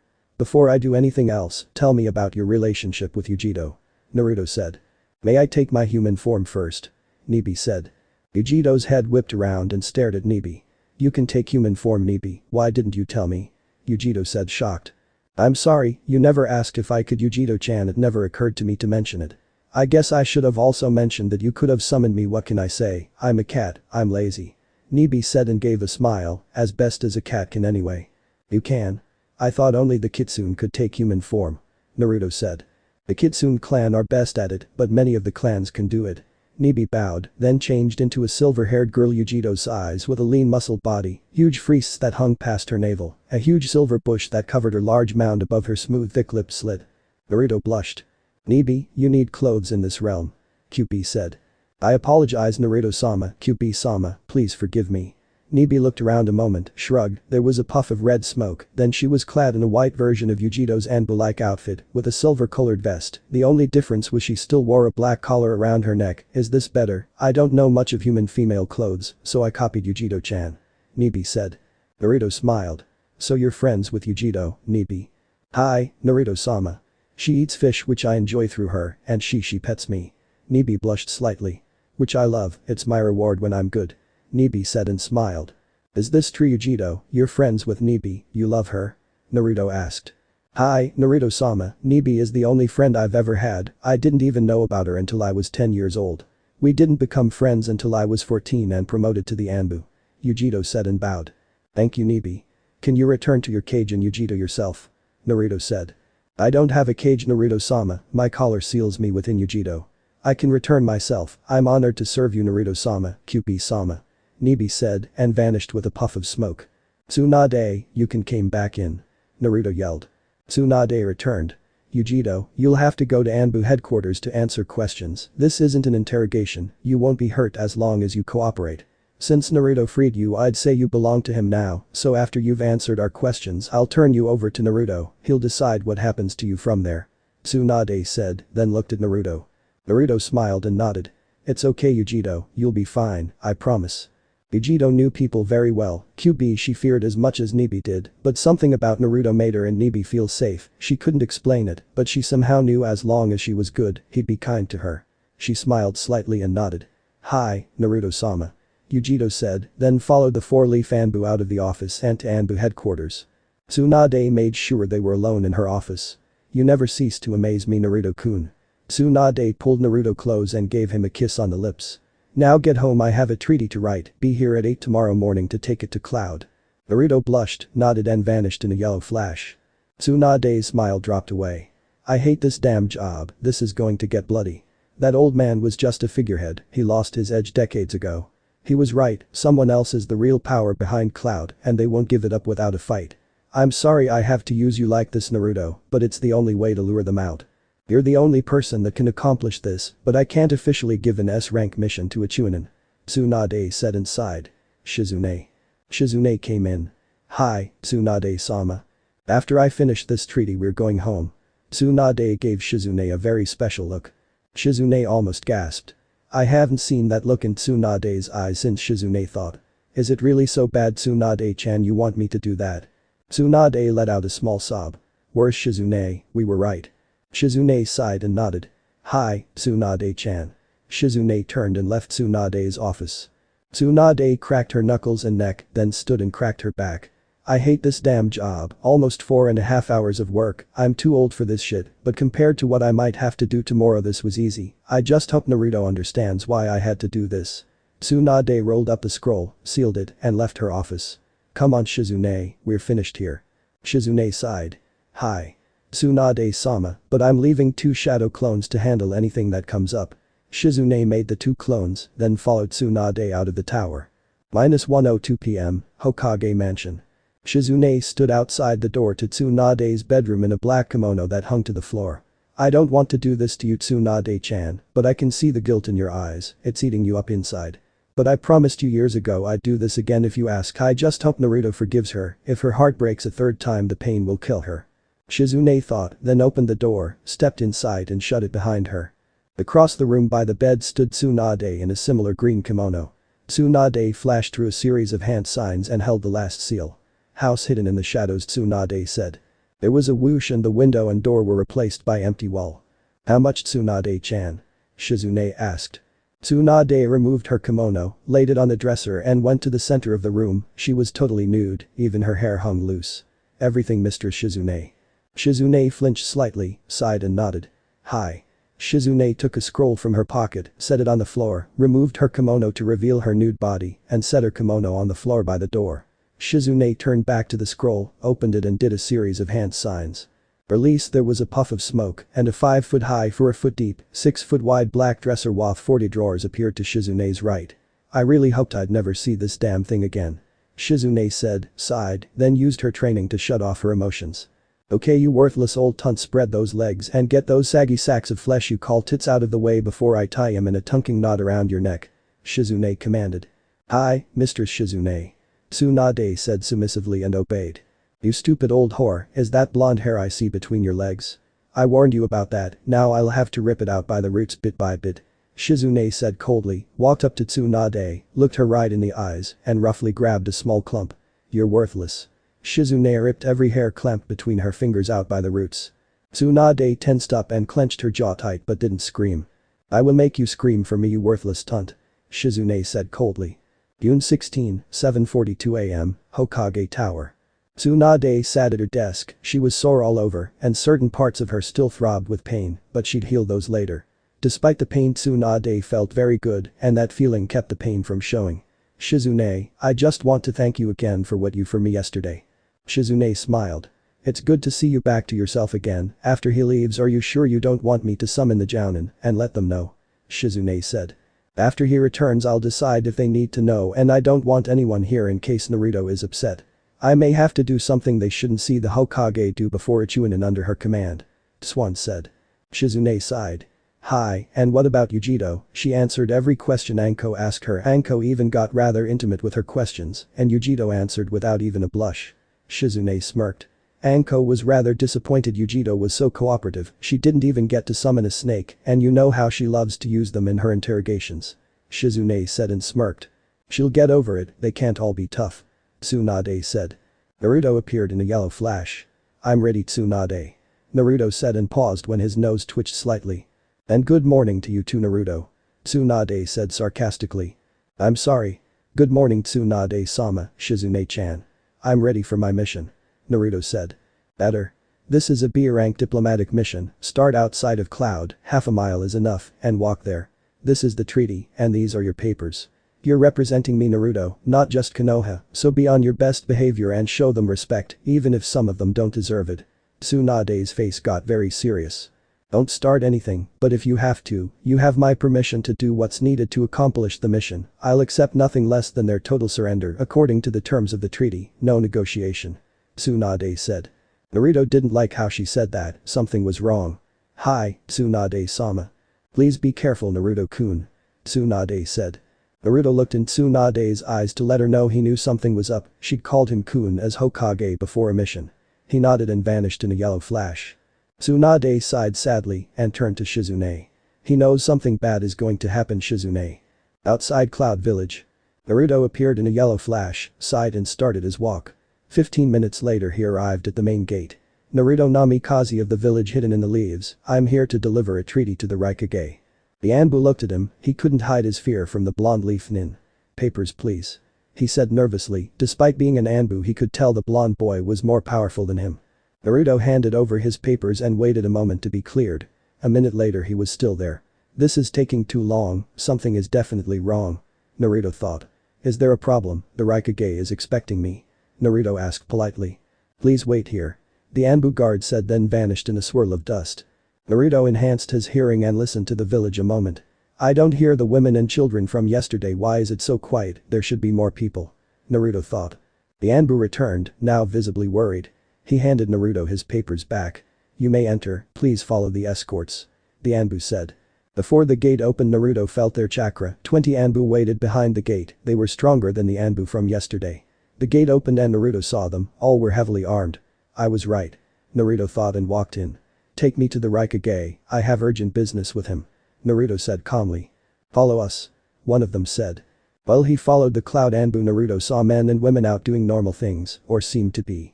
Where are the kids? There were kids here yesterday. Naruto thought, then locked eyes with an attractive redeed he saw yesterday as she played with her 8 or 9-year-old daughter, an adorable little redeed with a smile that melted your heart and long pigtails. What Naruto saw in her eyes made him stop. Where are they? Naruto asked forcefully. The Anbu stopped a second after Naruto. The apparent leader of the group looked at Naruto. Where's who, boy? The masked man said coldly. The kids. I saw kids yesterday, today all I've seen are Anbu and parents. Naruto tensed up and his chakra spiked to a level even the citizens felt. I'm only going to ask you one more time, where are the children? Naruto's voice got deeper and colder with each word. The redeeded mother caught Naruto's gaze again. She had no training, but could feel the power and rage radiating from the blonde boy, but what she saw in his eyes didn't scare her, but brought a small smile to her face. She nodded to him. He's going to save us. She thought. The 20 Cloud Anbu were all within 15 feet of the blonde boy and could feel his power was far beyond theirs. Many looked to the team leader worried. The Anbu leader was an elite jounin. He'd spent the last 5 years with Uchiha and knew exactly how strong she was and what she could do. He was confident he could kill her, but what he felt coming from this blonde boy was far beyond anything he'd ever felt. They're probably inside, it's still early. He said with false confidence. Naruto could feel his fear and knew he'd lied. Naruto opened, then clenched his hands into claws and his knuckles cracked. Wrong answer. Naruto turned at a speed most would say was impossible and tore out the throats of 6 nearby Anbu with his claws, their armor shredded like wet paper. He looked at the 2 Anbu behind him and before they even knew 6 of their friends were dead, Naruto grabbed their heads on opposite sides and clapped his hands, their heads exploded like ripe fruit. Before the fragments of flesh that was their heads even reached him, Naruto ran a zigzag pattern to the front of the group and gutted 11 more Anbu like fish, only the captain was left. A second after answer registered in his brain, the captain saw all 19 of his best men suddenly die in a spray of blood and found himself looking into the eyes of a very enraged blonde Leaf Nin and paled behind his mask. Tell me who's in charge and I'll give you a quick death. Naruto grabbed his Anbu vest with his left hand and lifted the big man off his feet with ease. If you don't, and I'll find out who it is anyway. If even one kid has been hurt, I'll send you and all your friends to a nightmare beyond mortal comprehension. Naruto said the last line in a voice that can only be described as demonic rage. The Anbu captain pointed to the only large compound in the village, then lost control of his body and fainted. Naruto threw him high into the air, flashed through a series of hand signs faster than anyone could follow, thrust his palm up at the flying body, and snapped his hand into a fist. The Anbu captain exploded in a pure red fireball, not even ash remained afterward. Naruto turned to the startled woman and smiled. They'll be back in 10 minutes, tell the parents to wait here for them. Naruto nodded and vanished in a blur of speed. Thank you. The woman said, smiled and ran off to tell everyone. Across the village Naruto stood at a huge steel gate, he could feel the powerful seals that protected it. Naruto smirked and flashed through a series of hand signs. Hidden style. Exploding palm. Naruto said put his hand on the gate, it exploded away from him and hit the ground 10 feet away with a loud crash. Naruto smiled, looked across the huge compound and saw about 500 heavily armed Anbu. That should be enough room. Naruto said with a sadistic grin, clenched his fist so his claws pierced his palms, walked 5 feet inside the compound as he flashed through 500 hand signs in just over 6 seconds. As he did, a dozen lightning bolts appeared in the hands of the front Anbu about 400 yards away. Naruto finished the last hand sign, dropped to one knee and slapped the ground with both bloodied hands. Grand summoning. Dead of blood. The dozen lightning bolts streaked at Naruto just as he finished his jutsu. There was a gigantic explosion where the blonde boy was and for over 10 seconds the smoke blocked their view. Cheers rose from the army of Anbu until a terrified scream was heard. Within seconds they watched a giant smoke cloud clear to reveal the most frightening sight any mortal had ever seen. 5 of the 9-tailed demons stood between Naruto and the Anbu, at their full demonic power. In front was Kyubi, to her left Yonbi the 4-tailed lizard and Gobi the 5-tailed wolf. To Kyubi's right Rakubi the 6-tailed frog and Hachibi the 8-tailed ox. Naruto was still down on one knee as he breathed hard, then looked up. As part of your debt to me for saving you, I give you their lives, but don't destroy the house or harm any innocents. When they're all dead you may leave, have fun. Naruto said, then stood and watched while he regained his strength. That was harder than I thought. I hope I never have to do it again. Naruto said. Brothers and sisters, let us feast. Kyubi roared excitedly and smiled, her man-sized razor-sharp teeth bared, her 9 tails waved wildly at being able to let loose as a demon after a 15-year confinement. The carnage unleashed couldn't be described as anything less than apocalyptic. Blood, organs, limbs and heads covered the ground like a thick blanket. They tried to run, but how can mortals escape from 5 of the most powered demons in the universe? They can't. Within 3 minutes there was a clear path to the mansion. Naruto crossed with a yellow flash and entered the house. He could hear the death screams of dozens of men just as clearly inside the house. His senses quickly found the chakra signature of the group leader. He raced through the house and down to the basement, a near invisible orange streaked black blur. When he entered the basement he saw the leader, a tall man with grey streaked black hair. He stood behind a wall of kids aged 4 to 16, 6 rows deep, from wall to wall. Held against his body with a kunai at her throat was the little girl with the long red pigtails he'd seen yesterday, and she was terrified. You make one move and I'll kill her. The man yelled. Then Naruto noticed them. Each kid had an exploding tag on their forehead, and they were all connected, so if the line was broken they'd all explode. Naruto had seen similar traps set before, but never on living people. You won't leave this room alive. Naruto said coldly. I'm here to save you kids, so don't be afraid. Is anyone hurt? Naruto asked them as warmly as he could in this situation. The oldest, a 16-year-old girl with short dark blue hair, black shirt and blue shorts, second row in on Naruto's right, answered. We're fine. She said, trying to be strong for the others. Please help us. She said as a tear ran down her left cheek. I'll get everyone home, I promise. Naruto said and smiled. Every girl in the room smiled at Naruto as best they could through their fear. The few boys there nodded. Naruto studied the room intently and memorized every detail, where everyone was and what position they were in. I'm leaving, and if you try to stop me I'll kill them all. The man threatened confidently. Naruto could tell the man would rather die than be captured. I should kill him, but he doesn't deserve death. Naruto thought, smiled sadistically as the image of the second scariest woman he'd ever met in his life appeared in his mind. I want everyone to close their eyes. I don't want you to see this. Naruto said. They all did as asked, including the terrified Redeed held by the leader. I was going to kill you, but you don't deserve death, so I'm going to give you to a friend of mine, and when she's finished with her fun, you'll beg me to kill you. Naruto said coldly, then dropped his henge to reveal his full kitsune form. He was more feral than normal, and his hair was dark red, but unlike the night Hinata was attacked, his killing intent and rage didn't fill the village. That's not to say he wasn't angry, but he wanted the man to see exactly who and what he was dealing with. You can't be, he said, scared by the realization of what he now faced. I am. Naruto said, but before the words even fully registered in the man's brain, Naruto had him pinned up against the wall by his throat, his feet dangled above the floor. The little Redeed stood nearby, eyes closed, and wondered how she was on the floor away from the scary man. Naruto squeezed until he cut off the man's air and blood supply, then dropped his unconscious body to the floor. Nobody move, I'll remove those tags. Naruto flashed around the room, removed every tag and wire, and a second later stood in front of the kids as an explosion was heard in the distance from outside the village. Naruto reactivated his henge. Okay kids, it's Ovid, you're safe. Naruto said happily. They opened their eyes, looked around and swarm hugged Naruto. The girls all reached him first, the older girls smothered him with kisses. The oldest girls would have given him much more than kisses to thank him had they been alone. Naruto politely freed himself from the happy mob, stood near the unconscious man, and had the kids stand on the far side of the basement. I can't take you outside right now because of what's out there, so I'm going to have some friends of mine take you. Naruto flashed through the hand signs and touched the floor. Summon. With a puff of smoke, Shinku appeared in her fox form. She'd felt Naruto's intent when he summoned her and knew this was what he wanted. You summoned me, Naruto-sama. Shinku said nicely. She'd felt the kids the instant she appeared. Hi. Kids, this is Shinku, one of my Kitsune summons. Shinku, I need some of your clan to help me take these kids out of here, and I need you to take that man to Tsunade. She'll know what to do with him. Naruto said. Hi Naruto-sama. Shinku said. A moment later 18 slightly smaller foxes of various colors appeared in puffs of smoke. Okay, everyone pick one you like and put a hand on it, they're going to take you out of here in a special way, it's fun, you like it? Naruto said and smiled. Everyone obeyed, and within minutes every kitsune had 2 to 5 hands on their back. They're so cute. Several girls said. Everyone close your eyes. Naruto said, wait for them to do it, then nodded.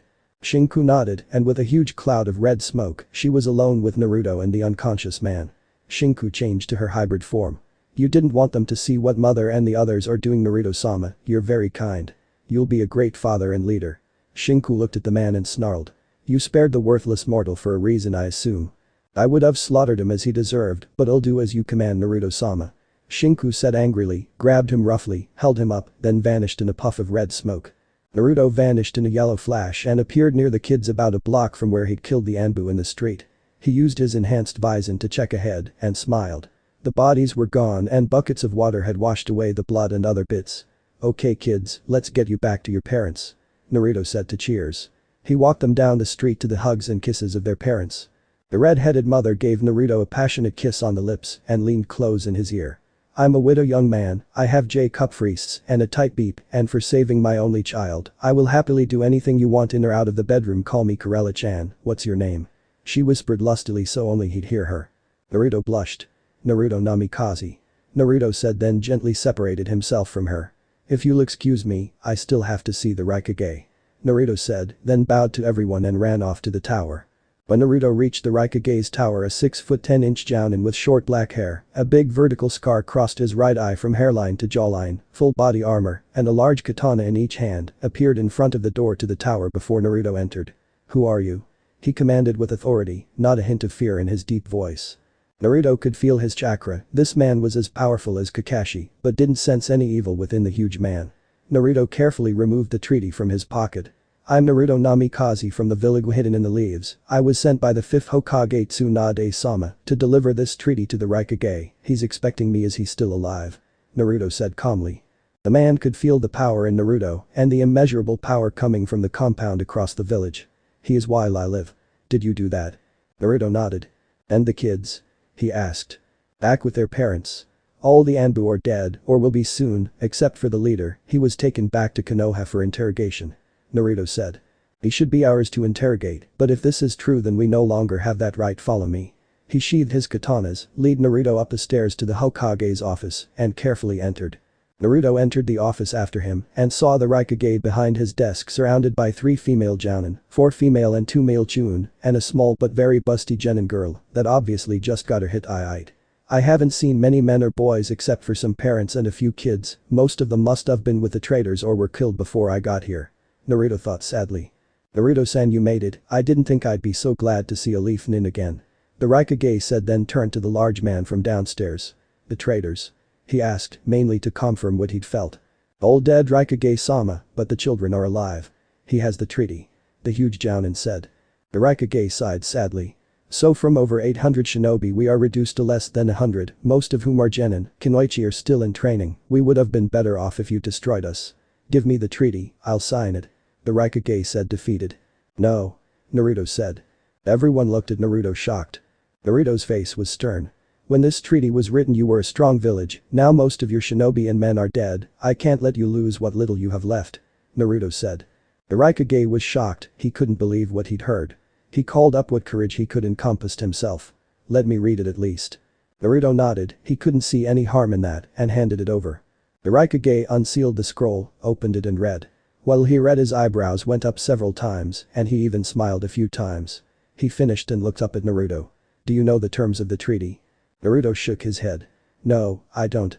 Naruto said. The Raikage laughed, which surprised everyone in the room. It seems your Hokage is smarter than we are, she knew this was going to happen and wrote the treaty accordingly. It will still be hard on us for many years, but she was kind in some of her terms. When you return please thank Tsunade-sama and tell her on behalf of Cloud I apologize and accept her terms. He then signed the treaty, stamped it with his seal, rolled it up and held it out. Naruto accepted it and bowed. Thank you Raikage-sama, I'll personally inform Tsunade-sama. May I leave?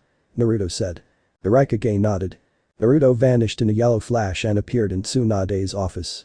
Naruto quickly scanned the room and saw only the slightly startled Tsunade behind her desk and set the scroll in front of her. He accepted your terms Tsunade-sama. Naruto said politely and gave her a glare.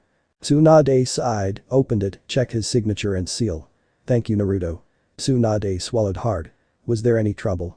Tsunade said in a nervous, almost fearful tone. Did Shinku deliver the prisoner? Naruto asked. Hi. Tsunade said, then stood, walked around her desk and stood before Naruto humble and submissive. Naruto, I know what you're thinking and you're right. I knew about the traitors, Jiraiya told me. I've known for several days, but couldn't officially do anything. That would be an S-rank mission, but I can't assign a team to do it, it had to be a single person, and you're the only one capable of that without dying, but you're still technically a Chunin. I can't assign an S-rank mission to a Chunin, and I can't promote you to Jounin for no reason. You have more than enough power, but you don't have the experience to qualify as a Jounin. I'm truly sorry I used you like that Naruto. Tsunade said softly and got on her knees. I hope you can forgive me, and I'll happily accept anything you wish to do to me as punishment without restriction. Tsunade bowed and awaited his wrath. Naruto thought a minute, he really didn't like seeing her like that as Hokage, he took her shoulders and stood her up to face him, his face stern. I understand why you did it and for that I can't be mad at you, however. Tsunade started to smile slightly until she heard however and flinched.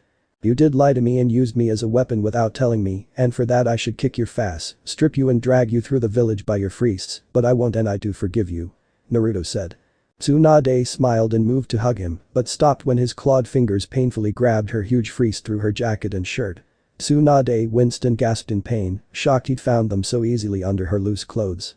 But after you're my wife, these he squeezed a little harder, then released her fleece and very painfully grabbed her beep. And this will belong to me until then, this is our little secret. He released his grip. I hope you and Shizune had fun last night. He watched her eyes open wide from shock. I could smell your scents on each other when I arrived this morning. Later Tsunade-chan. He gave her a kiss and vanished in a yellow flash. Tsunade had gasped in pain when he grabbed her fleece, then louder and clamped her eyes shut a moment when she felt his claws on her womanhood. When he called her Chan and kissed her though, she smiled ear to ear, shook her head and laughed. I should have known better. He threatens me, sexually abuses and dominates me as his Hokage, and I let him get away with it. This has to be Sarutobi's revenge for all the shit I put him through before he made Minato 4th Hokage, and I laughed when Minato used to tell me my drinking and attitude would come back to bite my face someday if I didn't clean up. I should have listened to him. Now look at me, I'm Hokage, and his son has me wrapped around his finger like some fangirl. Tsunade laughed a minute, then her smile faded to a smirk. Back to business Shizune. June 18, 9:06 am, Hokage compound. In training ground 1 behind the mansion, Tsunade trained Sakura to improve her Taijutsu and increase her chakra capacity. As they exchanged attacks Tsunade thought back to 3 days ago when Naruto returned from Cloud, what he said still made her smile. Tsunade suddenly jumped back. Stop Sakura. That kick was impressive, was that planned or did you just come up with it? I barely managed to block it and your punches. Tsunade asked. Sakura smiled. I planned it Tsunade-sensei, thanks to your special training I can do 2 things at once. That's how I could focus on my punches and throw that kick without looking down and giving away my attack. It was confusing at first, but I'm used to having 2 images in my head at once. Is this how Jounin and others like you and Jiraiya are able to? Oh, I feel strange, Sakura said, then wobbled and dropped to her knees. Tsunade was worried for a moment and was about to move when she saw it and smiled. Sakura, look at your necklace, it's glowing. The feeling faded as fast as it appeared, then Sakura looked down and saw the red glow through her shirt. Using the chain she lifted it out and held it up. Tsunade-sensei, what's happening, why is it glowing? The ruby leaves of the 2-inch cherry blossom tree on her necklace had a bright but warm red glow. Tsunade walked to Sakura and kneeled so she faced her apprentice, her expression serious. Sakura, there's something I need to tell you. Your family, the Haruno, were a clan once, you have a Kekkei Jinkei. Sakura's eyes opened wider than you'd have thought possible. I have a what? Sakura said, stunned. That's what your grandmother didn't get to tell Sakari, that's the secret of the cherry blossom tree pendant, your family used it to unlock your ability, it's called Gemini. Tsunade said and waited for Sakura to absorb it. Sakura just sat there and looked at Tsunade and her necklace for a few moments, then gasped as it occurred to her. That's what she is, I thought everyone was like this. Tsunade smiled. You mean inner Sakura, we don't have that, only you. She's also how you were able to break Ino's mind transfer jutsu during the Chunin exams 3.5 years ago. No one at that level should be able to break it, but you could because you have 2 minds. 2 minds, oh now everything makes sense, the exams, why I can talk to myself, why I didn't faint at Naruto's housewarming party when you flashed your chest, inner Sakura fainted, I didn't. So Naruto-kun knows I have this. Sakura said. Tsunade nodded. Hi, since we found it getting ready for the housewarming party. So that's why Hinata-chan hugged and kissed me, she knows doesn't she? Sakura said. Hi. Hinata knows you have something special in you and knew it had to be a Kekkei. She can see something in people that have them, her kitsune chakra enhanced her Byakugan, she can see more than just chakra now. Do you want to take the test now or wait? Tsunade said. Sakura was confused. Test? What do you mean Tsunade-sensei? Sakura said.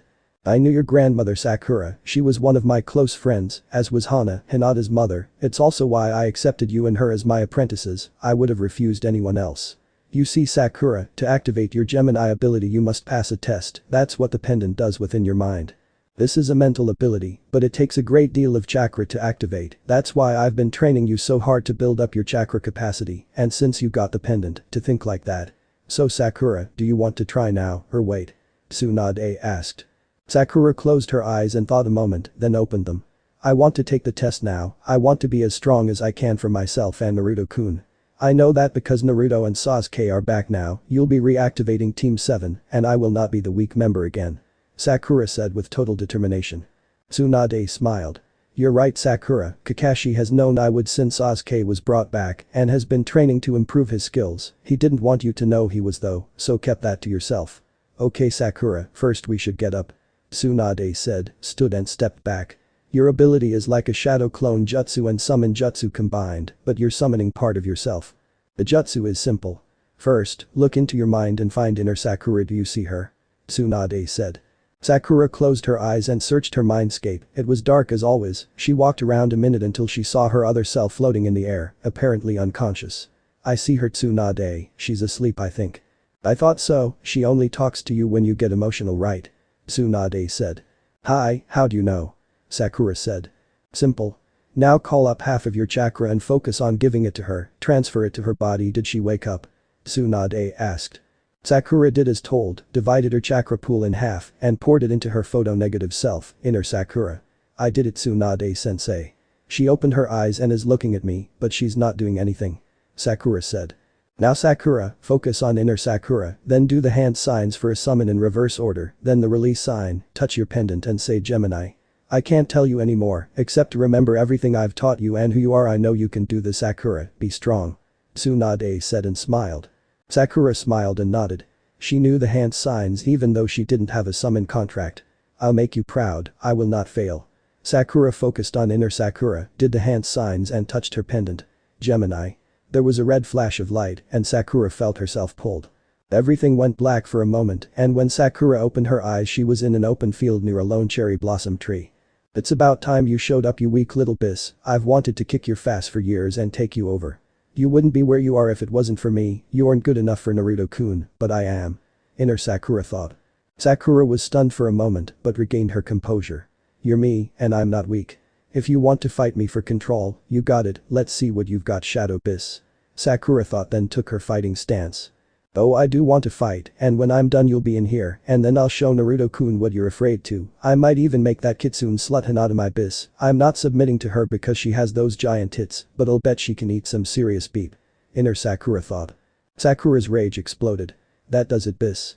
Sakura yelled, charged in at lightning speed, landed a left-right punch combo to inner Sakura's jaw, a left hook to the stomach that folded her other self in half, a right uppercut to the jaw straightened her and lifted her off her feet several inches, drove a full power left front kick up into inner Sakura's crotch that launched her high into the air.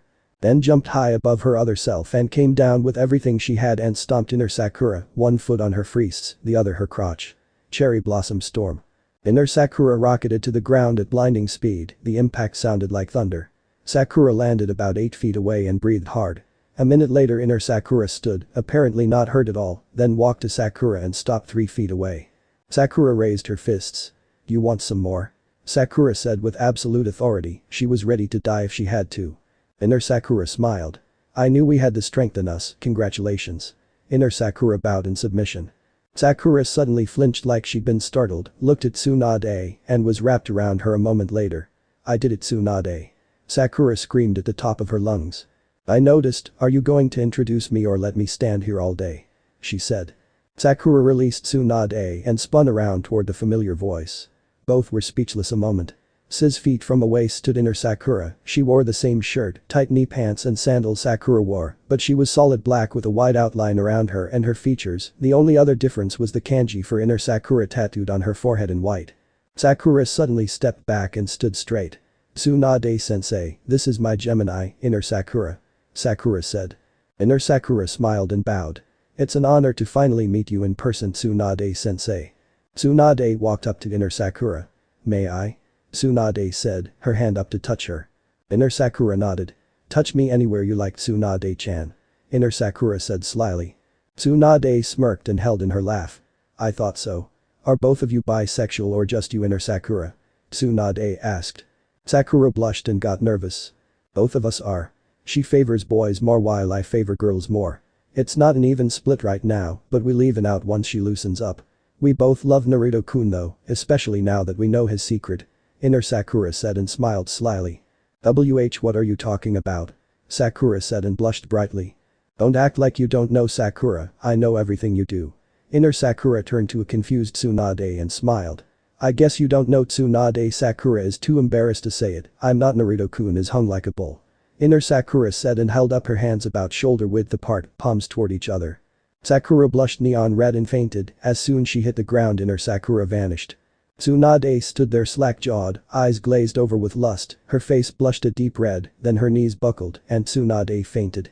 She opened her eyes, looked around and saw Sakura sprawled on the ground. "I don't believe I fainted like some little girl, Naruto." "Calm down, Tsunade, focus, remember who you are." "I can't let Sakura know I fainted." Tsunade thought, called up her strength, stood, pushed aside her sexual thoughts and what she'd heard about Naruto. She walked to Sakura and carefully woke her. "Wake up, Sakura, come on." A moment later Sakura's eyes fluttered opened and she saw Tsunade. "I'm sorry, Tsunade-sensei, I didn't mean to," Sakura said, embarrassed. "It's okay, Sakura." Tsunade interrupted. "You just had trouble admitting it to yourself. When you came face to face with it was too much for you. We need to get you over your shyness. I'm very proud that you got your Kekkei Jinkai, Sakura, now you have to learn to use it properly. Can you summon her again?" Tsunade said, then helped Sakura up. "I think so, but if I don't need the necklace anymore I'll have to change it a little." Sakura froze a moment as if she'd suddenly remembered something forgotten a long time ago. "That's it," Sakura said, did a series of hand signs similar to the summon jutsu, but did them as if from memory, and held the last seal. "Gemini," Sakura said. Inner Sakura appeared with a soft whoosh. "You called, oh I'm sorry about what I said, I shouldn't have done that.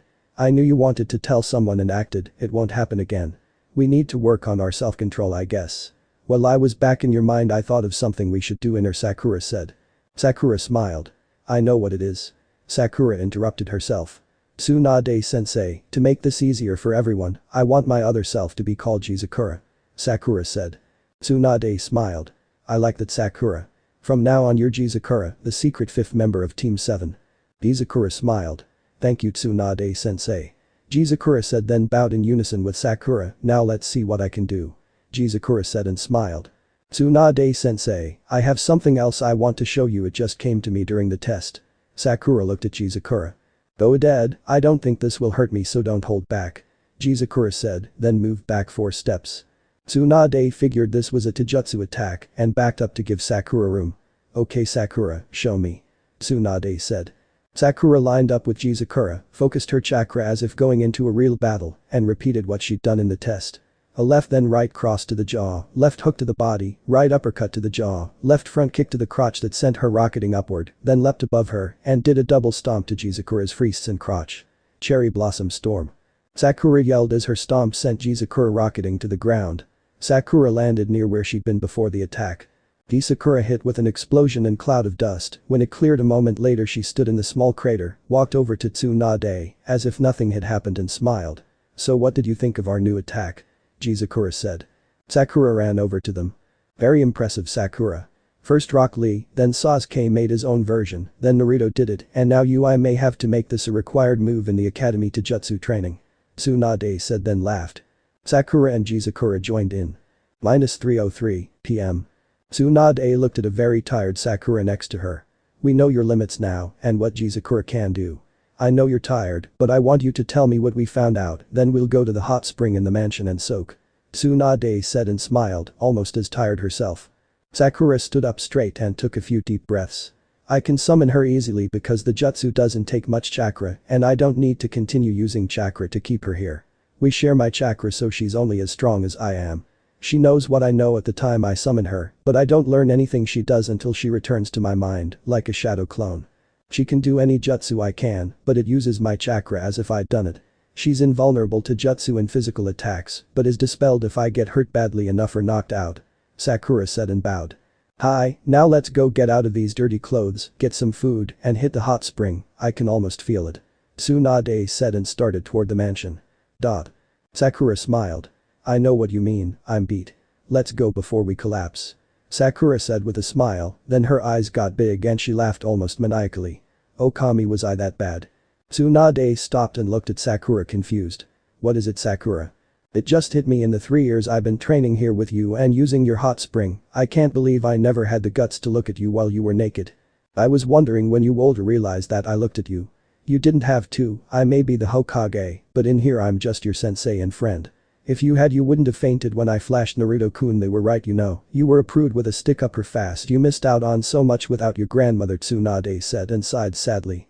Sakura was too tired to argue or even be upset, so she filed that away for later and followed Tsunade, almost dragging her feet. It took them almost 5 minutes to walk back to the mansion. As soon as they got inside they were met by a female staff member. We're going to shower and change, we'll be back in 20 minutes and if I don't see a double serving on that table, I'll put you and the whole kitchen staff in the hospital then replace you, now move. Tsunade said with authority. The 21-year-old brunette had worked for Tsunade almost 3 years and had learned Tsunade's moods quickly, she knew instantly to take Tsunade's threat seriously. She nodded quickly and ran to the kitchen. Once she vanished around the corner, her screamed message to the kitchen staff echoed throughout the house. Sakura sighed, shook her head slowly and followed Tsunade to the bedroom next to Tsunade's, where she kept her spare clothes. Before they parted, Sakura stopped her. Did you have to threaten them like that, Tsunade? Tsunade smiled. You hit Naruto how many times for doing nothing wrong? Tsunade asked and smirked. Sakura glared at Tsunade. That was a low blow. Sakura turned, entered her room and shut the door with an attempted slam. Tsunade sighed, she knew she shouldn't have said that. I'll make it up to you in the hot spring, Sakura-chan. Tsunade thought with a sly smirk, then went to her room. 13 minutes later Tsunade opened her bedroom door, Sakura stood there with a smirk. You don't have these to clean, Tsunade pointed to her huge freists. So wipe that smirk off your face. Come on, I want to see if they have our food ready, I'm starved. They walked down to the dining room and the instant they saw the table they stopped. On the table at their usual spots wasn't a double, but a triple serving of their regular meal. They walked to the table. Sat down and tasted the food. Tsunade looked at the brunette and the executive chef and smiled at the two women. You and the entire kitchen staff will receive a big bonus this week, the food is excellent.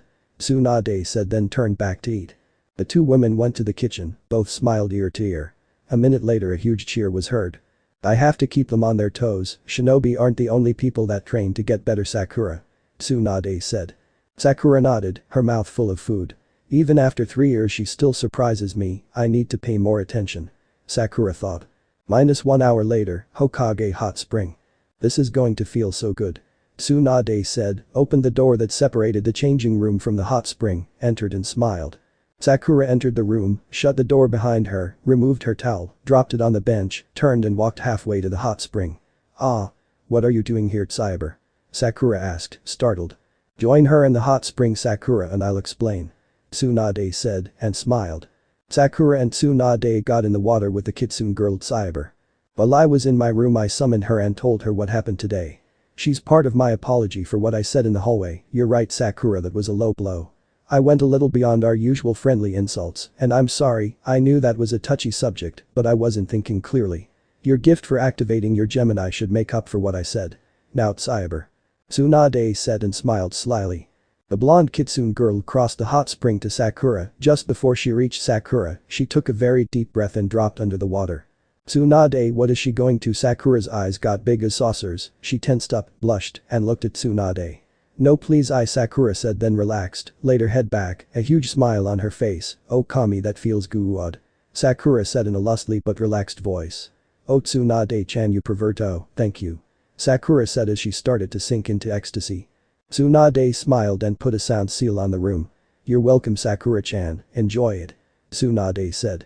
You'll thank me for these special lessons after we're Naruto's wives, and so will Hinata-chan. Tsunade thought with big sly smile. Underwater, a moment ago. Lemon scene happened. -6:01 p.m, the Haruno home. Sakura shut the front door. Mom, I'm home. Sakura said, a big smile still on her face from what Cyber did to her. I'm in the kitchen, how was training today? Sakura said from another room. Sakura went into the living room. Mom, I think you should come to the living room, I have something important to tell you. Sakura said. Sakura went to the living room and saw Sakura in the middle of the room. Obviously nervous. What is it, sweetie, is something wrong? Sakura said, concerned. Nothing is wrong, but you better sit down for this, trust me. Sakura said. Sakura was nervous but did as asked, she knew her daughter very well. It's about our cherry blossom pendant Naruto gave me for my birthday, I know what it does, it's a key. Sakura said. Sakura's eyes opened wide. It's a key, what does it open? Sakura asked. Sakura took a deep breath and sighed. This. Sakura did the hand signs and held the last seal, Gemini. Mom, this is Jizakura, my keke Jinkei. Sakura said. Hello Kasan. Jizakura said, smiled nervously and gave a small wave. Sakura turned pale, looked back and forth at them a moment, then fainted. That went better than we thought it would. Jizakura said. Chapter end. Alright, that's it for today's video guys, let me know in the comments section how was the story, and also don't forget to like, share and subscribe. I will meet you in another video, peace out.